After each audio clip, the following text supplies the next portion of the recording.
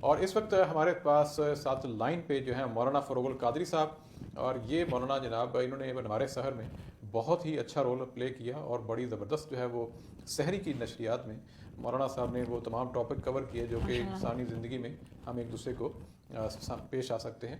تو مولانا صاحب آپ لائن پہ ہیں؟ السلام علیکم۔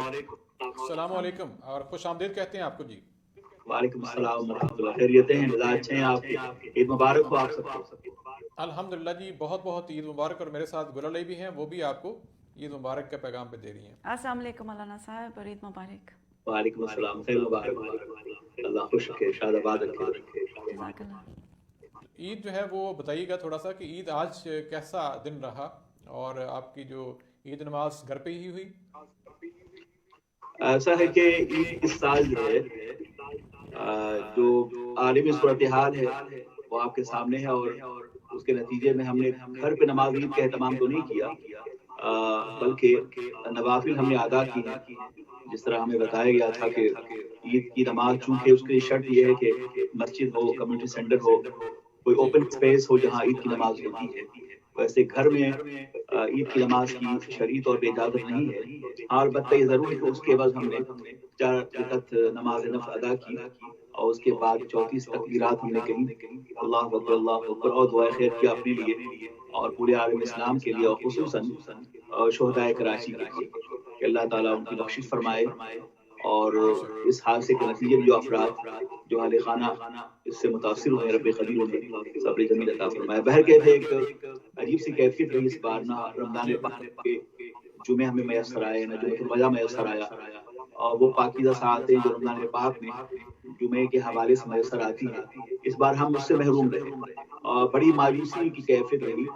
اللہ تعالیٰ نے جس ابتلا و آزمائش میں ہم سب کو رکھا ہے، اس کے نتیجے میں ہمیں اپنی اصلاحات کرنی چاہیے، اور یہ بھی واضح ہو جائے کہ ہم جس مسجد سے دور رہے، اللہ کی مشیت نے خود مسجدوں کو ہم سے دور کر دیا۔ جی صحیح۔ اور یہ بتائیے کہ آپ نے گھر میں جو ہے آج ہیلپ کی کھانے پینے میں، کھانے پکانے میں خاص طور پہ؟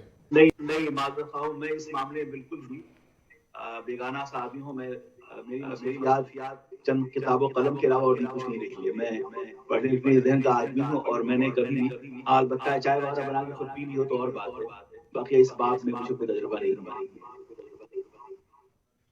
جی آپ پوچھنا چاہیں گے؟ جی مولانا صاحب یہ بتائیے کہ آپ جیسے علماء، جیسے آج کل جو حالات ہیں ان میں آپ کیا سمجھتے ہیں کہ کتنا رول آپ پلے کر سکتے ہیں اس وقت ان حالات میں ان تمام لوگوں تک اپنے میسج پہنچانے کے لیے، اور کیا ایڈوائز کریں گے آپ لوگوں کو؟ ظاہر ایک بہت انوکھی عید تھی اس سال جو آئی، اور کسی نے بھی نہیں دیکھی ہوگی، تو اس حوالے سے آپ کا کیا کہنا ہے؟ کس حوالے سے؟ میں سمجھا نہیں، دوبارہ سوال کریں۔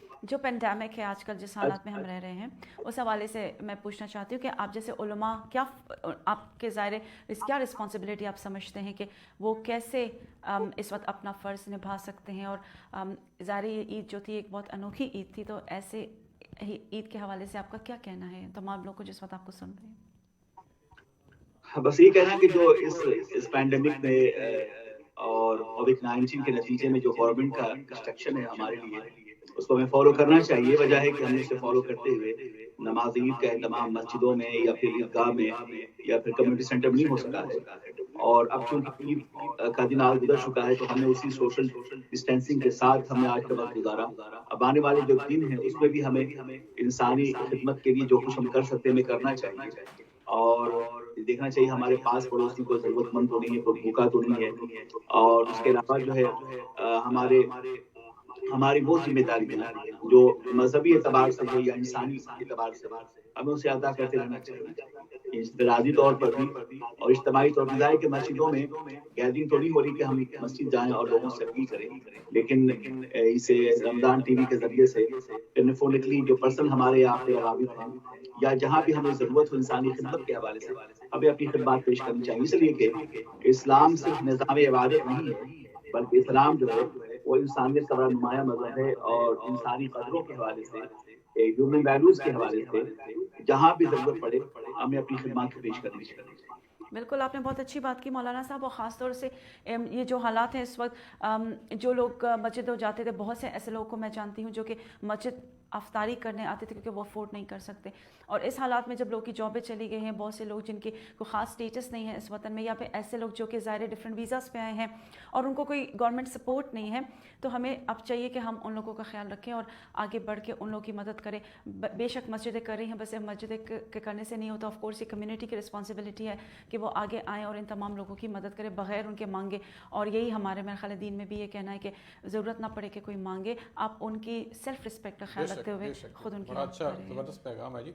मौलाना साहब ये बताइए कि ख़ास तौर पे आप बचपन में ईद जो है वो किस तरह मनाया करते थे, और थोड़ा सा हमें उस तरह भी अपना ऐसी चीज़ें जो उस दौर में ख़ास तौर पे इंडिया में होती थी, थोड़ा सा उस हवाले से भी थोड़ा सा बताइए कि वो कल्चर क्या था और क्या मिस करते हैं आप। बचपन के अयाम, चाहे इंडो पाक की जो ईद में जो बच्चों में जो एक आरज़ुओं, उमंगों और हौसलों का एक जज्बा होता था, जिस कदर मसरत आमेज वो लम्हे होते थे, उसके बारे में तो सिर्फ ये कह सकते हैं कि याद माजी अज़ाब है यार छीन ले मुझसे हाफ़ज़ा मेरा। अब चूंकि यहाँ रहते हुए उन कदरों को हम याद ही कर सकते हैं। बचपन के अय्याम में ज़ाहिर है कि ईद के कपड़े सिलवाना और उनके साथ बाजार जाना, शॉपिंग करनी, मुख्तलिफ किस्म के सेवइयों को लेकर घर आना, फिर इंतजार में रहना कि अम्मी बना कर देंगे उसे खाने के लिए मुख्तलिफ किस्म के खाने पकवान ये होते थे। और खास कर इसकी चाहत ज़्यादा होती थी कि कपड़े अच्छे बने, ईदगाह में जाएं हम तो ये ज़ेब-ए-तन हो। तो यही ज़्यादातर जो बच्चों का उमूमी तौर पे जो ज़हन रहता है बचपन में, ईद कपड़े खाने और फिर ईदी का इंतजार होता था। हमारे घर के बड़े बुजुर्ग जो हैं वो हमें ईदी दें, फिर भाइयों में बहनों में कंपटीशन भी होता था किसको कितना ज़्यादा मिला, किसको कितना कम मिला। तो यही कुछ है, वो सिमटी हुई दास्तां होती थी। और अब तो आलम में यहाँ आने के बाद ज़ाहिर के वतन को छोड़े हुए 25 साल से ज़्यादा अरसा गुजर गया, तो अब हाशिए ज़हन पे वो बातें कम रही। वो एक शेर है ना कि मैं बादशाह हूँ, मैं एक मकान हूँ, दीवार है न छत मेरी, हवाएं करती हैं फिर भी मुखालिफत मेरी। मैं एक मकान हूँ, दीवार है न छत मेरी, हवाएं करती हैं फिर भी मुखालिफत मेरी। मैं बादशाह हूँ, गुजरे हुए जमाने का, सिमट के रह गई घर में दास्तां मेरी। तो अब आलम यह है कि यहाँ दास्तां सिमट के रह गई, और यहाँ का आलम यह है कि इन दिनों जो हालात गुजरे हमारे और आपके, न कोई मिलने आया न कहीं मिलने गए। ये इस तरह से आप ही से मुलाकात हुई पहली बार कि कौन आता है यहाँ कोई ना आया होगा, मेरा दरवाजा हवाओं ने खिलाया होगा। तो इसी कैफ के साथ आज की हमने गुजारी। जी बिल्कुल। आप ये बताइए कि आपकी जो बचपन की ईदी होती थी वो खर्च कैसे करते थे। अब ये क्या बताऊं कितनी होती थी, हम खर्च करेंगे बहर क्या, उसे संभाल के हम रखते थे। क्योंकि जाहिर कि मैं हॉस्टल में पढ़ता था और हॉस्टल में रहता था, तो कोशिश होती थी कि वो पैसे में संभाल के रखूं। और जब ईद के बाद शव्वाल में जब हॉस्टल जाऊं पढ़ने के लिए, तो पैसों की मिक़दार कुछ ज्यादा हो मेरे पास, ताकि हॉस्टल में जो वहाँ जो खाना बनता था वो इतना मुनासिब नहीं था। तो हॉस्टल के बाहर जो रेस्टोरेंट या होटल वगैरह थे, उसमें नाश्ते वगैरह के पैसे काम आते। फिर उन पैसों में कुछ बचा के रखता, मैं कुछ किताबें खरीदता। मेरी कोशिश होती थी पढ़ने के दौर में भी कि मैं किताबें अपने पैसे से खरीदूं, और वो किताबें जो खुदाई तौर पे हमने पढ़ी वो मेरे पास महफूज रहे। बड़ी अच्छी बात है।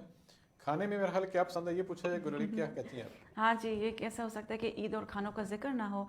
और मौलाना साहब आपने बड़ी अच्छी बात की, जैसे कि मेरे फादर हमेशा हमें बताते कि हमारे एक ज़माने में ईद होती थी कि हम छोटी छोटी बातों पे खुश होते थे, और हमारे लिए ईद का जोड़ा भी बहुत बड़ी चीज़ होती थी। और अब हम बच्चे इतने नाशुक्र हैं कि आप लोग तो किसी चीज़ से खुश ही नहीं होते। तो मेरा ख्याल है खानों का भी, क्योंकि कम खाने पकते थे, that's what my Baba he used to tell us कि इतने लेविश किस्म के और इतने वैरायटी नहीं होती थी। उन खानों का टेस्ट आज भी लोग कहते हैं कि हमारी ज़बान पे है। तो आप बताइए कि हिंदुस्तान में, ज़ाहिर है आप जिस इलाके से, हिंदुस्तान में बहुत वैरायटी है खानों की, कल्चर बहुत ज़्यादा डिफरेंट है, और जगह जगह पे आप जाएँ मूव करें तो कल्चर बहुत चेंज होता है। तो आपके क्या घर में खाने पकते थे, अम्मा क्या बनाती थी आपकी, और क्या आपको याद है आज तक। हमारे यहाँ जो है ज़ाहिर कि लखनऊ की बिरयानी बहुत मशहूर है, तो बिरयानी का एहतमाम होता था। भुना हुआ गोश्त, ये जो है कोरमा टाइप का ये होता था, और सीख कबाब बनते थे, पराठे होते थे। अपनी हैसियत के मुताबिक वैसे खानों के तो मुख्तलिफ अक़साम में अच्छी मुख्तलिफ किस्म की सवैयाँ होती थी। और हमारे यहाँ जो है वो बिल्कुल बाल की तरह बारीक सवई होती है, और बिल्कुल उसको اسے وہ قوامی سیوئی بھی کہتے ہیں اس کو، اور اس کو شکر میں ڈال کر بڑے اچھے ڈرائی فروٹ کے ساتھ بناتے ہیں قوامی سیوئی. تو وہ سیوئی کبڑا مختلف قسم کے اقسام بنتے تھے. اس طرح بس اور کوئی خاص نہیں. اچھا، اماں کے ہاتھ کی کیا چیز آج بھی یاد کرتے ہیں؟ مجھے امی جان کے ہاتھ کا جو کھانا تھا بریانی والدہ میں بہت اچھی بناتی تھی، بنا گوشت بہت اچھا بناتی تھی وہ. اور والدہ جو ہے نہاری ہے، حلیم ہے، یہ چیزیں امی بہت اچھا بناتی تھی. نہاری خاص کر مجھے والدہ کے ہاتھ کی نہاری بہت پسند ہے، اور اس کا ٹیسٹ ابھی مجھے یاد ہے. افسوس کہ میرے والدین نہیں رہے اور امی کا انتقال 1.5 سال پہلے ہو گیا، لہٰذا بس یادیں رہ گئی ہیں اور حسرت یاس یہی چیزیں ہیں. اب وہ دور کہاں ہے، وہ دن کہاں آنے والے ہیں. اللہ ان کو جنت نصیب کرے. اور ظاہر ہے اماں کی جگہ کوئی نہیں لے سکتا. آپ کی امی جان کو آپ کو ہمیشہ یاد رہیں گے ان کے ہاتھ کا ذائقہ. لیکن چھوٹی سی یہ ہم چاہتے ہیں کہ تھوڑی بچپن میں ہم آپ کو لے کے جائیں، کیونکہ عید کا تعلق ظاہر ہے جب بھی ہم بات کرتے ہیں عمر بچپن کی بات ضرور کرتے ہیں، اور ہر ایک کی عیدوں میں ان کے بچپن کا ذکر ضرور آتا ہے. تو تھینک یو سو مچ کہ آپ نے ہمارے ساتھ شیئر کی اپنے بچپن کی بہت خوبصورت یادیں ہیں. یاد تھوڑا سا یہ بھی بتا دیجیے، بچپن میں ہر بندے کی یا ہر بچے کی خاص گیم ہوتی ہے، آپ کی کون سی گیم تھی جو بہت پسند ہوتی تھی آپ کو؟ میں شروع ہی سے جو ہے فٹ بال کا بڑا شوقین رہا ہوں، اور کھیلنے کا. ہاں تو بچپن میں، اس کے بعد جو ہے اسکول سے کالج سے جامعہ دارالعلوم جہاں بھی گیا میں فٹ بال کا بڑا شوقین تھا اور فٹ بال بہت کھیلتا گیا. تو آپ کے محلے میں جس طرح پنجاب کا کلچر ہے جو خاص طور پہ دیہات میں، اس طرح کی گیمز بھی ہوتی تھی جس طرح عام طور پہ گلی ڈنڈا اور اس طرح ہاں کی کبڈی اور اس طرح؟ یقیناً گلی ڈنڈا بھی کھیلتے، صحیح آپ یاد دلا دیا، وہ بھی کھیلتے تھے. جی ہاں، یس. لیکن جب تھوڑی سی اور شعور کی منزل میں داخل ہوئے تو فٹ بال کی سمجھ لگی آنے، تو مجھے بھی کھیل بہت پسند تھا. لیکن یہ کہ اپنے گھر میں، چونکہ میں بورن براڈ اپ میں شہر میں ہوا، دیہات میں رہنے کے اتفاق کم ہوتا ہے. تو ظاہر دیہات میں بھی کھیل کے بہت سارے اقسام ہیں، پوری زمینیں ہوتی ہیں. تو جب بھی ہم اپنے گاؤں گئے جو ہمارا آبائی وطن تھا جہاں ہماری زمینیں ہیں، تو وہاں گلی ڈنڈا وغیرہ ہم کھیلتے تھے. لیکن شہر میں چھو کے رہتے ہوئے گراؤنڈ بھی تھا تو فٹ بال مجھے بڑا پسند تھا. اچھا مولانا صاحب، لکھنؤ کا ادب بہت مشہور ہے، اردو بھی بہت مشہور ہے، تو کیا کھیلوں میں بھی اتنی ادب کا خیال رکھا جاتا تھا؟ کیونکہ جب بھی بات آتی ہے لکھنؤ کی تو ادب کی آتی ہے، اور زبان کی آتی ہے، شستہ اردو کی آتی ہے. تو کھیلوں کے حوالے سے بتائیے گا کہ کیا خاص ایسی کھیل تھی جو وہاں کے بچے کھیلتے تھے، اور مجھے یقین ہے کہ وہ بھی بہت ادب سے ہی کھیلا کرے تھے. ادب آداب کا کوئی ایسا واقعہ جو آپ سنائیں اور پتہ چلے کہ واقعی اس کلچر میں ادب بہت بلند ہے؟ ادبیت، لکھنؤ کی ادبیت کا الگ یہ ہے کہ اگر آپ لکھنؤ کے اسٹیشن سے اتریں تو رکشے والے آپ سے کہیں آئیے تشریف رکھیں، کہاں جانا ہے اور آپ کی منزل کہاں بتائیے. تو رکشے والا جو ہے اس کا انداز کلام ایسا ہوتا ہے مجھے، اور اب بھی ایسا ہے، یعنی کہ اب بھی ایسا ہے کہ وہاں کی تہذیب کو کہ آپ اچھی طرح جانتے ہیں کہ ملٹی کلچرل جو سوسائٹی ہے وہ، اور پھر یہ کہ انڈو پاک کی تقسیم کے بعد لکھنؤ کے کچھ پرانے لوگ جو خاندانی ٹائپ کے تھے وہ کچھ پاکستان چلے گئے، لیکن اب بھی ایک بہت بڑا نوابوں کا حلقہ وہاں موجود ہے، اور انہوں نے اپنی اس نوابی وراثت کو بچا کے رکھا ہے. لیکن لکھنؤ کے چپے چپے پہ آپ کو انہیں نوابوں اور بادشاہوں کے مکانات، گھر، مسجدیں، امام بارگاہ وغیرہ چیزیں آپ کو ملیں گی. اس سے اندازہ ہوتا ہے کہ یہ لکھنؤ جو ہے آج بھی نوابوں کا ہے، اور اسے نوابوں کا شہر کہتے ہیں. اور زبان و ادب کے لحاظ سے لکھنؤ کا کوئی ایسا تکیہ کلام کہ بندہ وہاں پہ چل پھر رہا ہو اور لوگ جو ہے وہ اس فکرے کو بہت زیادہ استعمال کرتے ہوں، وہ کون سا ایسا تکیہ کلام یا ایسا فکرہ ہے؟ تکیہ کلام تو خاص نہیں کہہ سکتا، ان کی اپنی جو سلینگ لینگویج میں یقیناً کچھ ہوگا، لیکن وہ بات بات پہ مخاطب بنے، اما یار چھوڑو، اما یار یہ کرو. تو اما یار کا کلچر ہم نے زیادہ پایا. اور پھر یہ کہ جو بزرگ ہیں وہ چھوٹے بچوں کو ہونا بیٹا کے بجائے بھیا بھی کہتے، بھیا ادھر آؤ، بھیا یہاں آ جاؤ. تو بات بات میں جو ہے ادب و احترام کے لیے بھیا کے لفظ کا بھی استعمال ہوتا رہتا ہے، جو اور جس اسٹائل سے وہ بولتے ہیں زبان میں بڑی چاشنی اور حلاوت مٹھاس ہوتی ہے. اگر یہاں کسی کو اس انداز سے بھیا کہیں شاید برا مانے، لیکن وہ اما یار، بھیا، اور پھر دیکھیں جناب عالی، اس طرح کے الفاظ کا استعمال جو ہے وہ اکثر رہتے ہیں. صحیح. ہر ایک کو جس طرح آپ نے بھی کہا آپ کو بچپن میں پڑھنے کا بہت زیادہ شوق تھا، کتابیں خریدتے تھے، تو بچے جو ہیں وہ تو بچوں کی کتابیں زیادہ خریدتے تھے. اور یہ بتائیے کہ اس دور میں آپ بھی وہ جنوں پریوں کی بھی کتابیں یا وہ ٹارزن کی واپسی یا وہ اس طرح کی چیزیں بھی آپ پڑھتے ہوں گے، تو کون سی ایسی کتاب تھی بچپن میں جو آپ کو بہت زیادہ پسند تھی اور بار بار پڑھتے تھے؟ کچھ قصے کہانی کتابیں رہی ہوں گی اس وقت جو اسکول سے متعلق ہوں گی، لیکن یہ ہے کہ میں اس دور میں چھوٹی چھوٹی کہانیاں جو لکھنؤ یا دہلی کے بادشاہوں کے حوالے سے تھیں تو وہ اچھی لگتی تھی، مختصر چھوٹی چھوٹی کہانیاں. تو اس زمانے کے مغل دور کے بادشاہوں کے چھوٹی چھوٹی کہانیاں جو ابتدائی کتابوں میں درج تھیں مجھے وہ پسند آتی تھیں. لیکن ویسے کسی لمبی کہانی بچوں کی بھی نہیں ہوتی، ابتدائی کتابوں میں تو طویل کہانیاں بچوں میں درج نہیں ہوتی، چند لائن ہوتے ہیں، تتلیوں کی کہانیاں ہو گئی اور کیا نام ہے کسی شیر کی کہانی ہو گئی، طوطے کی کہانی ہو گئی. تو یہ چیزیں جو بچوں کا عمومی ان کی ذہن کی ساخت کے لیے جو چیزیں پڑھائی جاتی ہیں وہ ہم بھی پڑھتے تھے اور خوش ہوتے تھے. جی، اور یہ بتائیے ہر بندے کی کوئی نہ کوئی خواہش ہوتی ہے کسی نہ کسی جگہ کے حوالے سے کہ وہاں پہ جا کے دیکھنا، سیر کرنا یا کچھ ایسی چیزیں ڈھونڈنا کہ کوئی تاریخی پس منظر ہے اگر کسی جگہ کا. تو آپ کی اب جو اس وقت جو ہے ہوتا ہے بندہ ایک بات کا سوچتا ہے، کوئی ایسی آپ کو جگہ دیکھنے کا شوق ہو کہ میں دنیا میں فلاں ملک کے فلاں شہر کی فلاں جگہ یا بلڈنگ یا اس کی کوئی چیز دیکھنا چاہتا ہوں، وہ کون سی جگہ، وہ کون سی چیز یا وہ کون سا شوق ہے جو ابھی آپ کو کبھی کبھی جو ہے وہ تڑپا دیتا ہے؟ بھائی جو شوق تو رکھتا ہے دیدار کے لیے وہ تو حرمین طیبین ہے، وہ سرور کونین کا آستانہ ہے، وہ اللہ کے رسول کی بارگاہ ہے کہ ہم مدینہ جائیں، مدینے سے آئیں پھر جائیں، تمام عمر اسی میں تمام ہو جائے. یہ خواہش ہے اپنی. لیکن ویسے مجھے تاریخ کے حوالے سے جہاں بھی کوئی ایسے نشانات یا علامات ہوں جس کا تعلق اسلامی دور کے کسی دور سے ہو مجھے وہ بہت پسند ہے. مثلاً کہ یورپ میں جو ہے وہ قرطبہ ہے، اندلس ہے، اور اس کے ساتھ جو ہے مسجد قرطبہ وغیرہ جو ہے. تو یہ جو ہے اس طرح کی تاریخی چیزیں مجھے دیکھنا بہت پسند ہے جہاں سے مسلمانوں کا ایک ماضی وابستہ رہا ہے اور جہاں سے مسلمانوں کے عروج سوال کی تاریخ کا آغاز ہوتا ہے. مجھے وہ چیزیں بہت پسند ہیں. ایسے ہی ترکی میں کئی بار گیا ہوں ان جگہوں پر، دل جب بڑا چاہتا ہے کہ میں ترکی جاؤں. تو ترکی میں بہت سارے ہمارے آثار ہیں ترکی کے. اس طرح جو ہے میں لیبیا گیا ہوں، لیبیا میں مسلمانوں کے بڑے آثار ہیں. ایسے مراکش میں اولیاء کرام کی بہت ساری زیارات اور ان کی قبریں موجود ہیں. تو اس طرح ان مقامات پہ جا کر یہ محسوس ہوتا ہے، دل کو ایک آہٹ سی لگتی ہے اور یہ اندازہ ہوتا ہے کہ سب کہاں کچھ لالو گل میں نمایاں ہو گئی، خاک میں کیا صورت ہونی جو پنہا ہو گئی. تو ان آستانوں پر ان شخصیات کی خدمات، ان آستانوں پر جا کر ان حضرات ان شخصیات کی خدمات کا اندازہ ہوتا ہے جو انہوں نے اس دنیا میں رہتے ہوئے اقوام عالم کے لیے چھوڑ.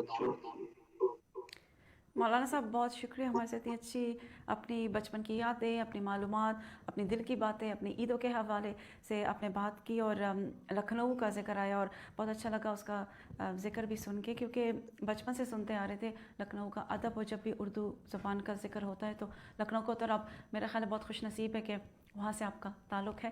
بہت شکریہ. اور تھوڑی سی انفارمل اس حوالے سے کہ ہمیشہ دینی حوالے سے آپ سے بات ہوتی، تو آئی تھنک آپ لوگ کو بھی اچھا لگتا ہے کہ تھوڑا سا لوگ آپ کے بارے میں جانیں، کیونکہ جاننا چاہتے ہیں، لوگوں کو تجسس ہوتا ہے، جو لوگ آپ سے پیار کرتے ہیں ان کو تجسس ہوتا ہے کہ آپ کی ذاتی زندگی کے حوالے سے بھی تھوڑا جانیں. اور ظاہر ہے عید کے حوالے سے بھی عمر رمضان کا کافی علماء کا تھکا دینے والا ایک مہینہ ہوتا ہے کہ اسٹرگل کرتے ہیں، تراویہ، نماز اور پھر لیکچرز دینا. اور مولانا صاحب ظاہر اتنی ڈفرینٹ جگہوں پہ لیکچر بھی دیتے، تو مولانا صاحب اللہ تعالیٰ کو بہت اجر دے. اور یہ ایفرٹ جو آپ جیسے لوگ کر رہے ہیں ہمارے لیے، ہماری جنریشن کے لیے جو اس وطن میں پل بڑھ رہی ہے، تو بہت زیادہ لوگ کی دعائیں ہیں. بڑا اچھا بلکہ بڑا زبردست کنٹریبیوشن رہا سحری کی نشریات میں، خاص طور پہ مولانا کے ساتھ مجھے بھی شرف حاصل ہوا کہ پورا مہینہ جو ہے ان کے ساتھ بات کی اسلام کے اوپر مختلف جو ٹاپکس ہے.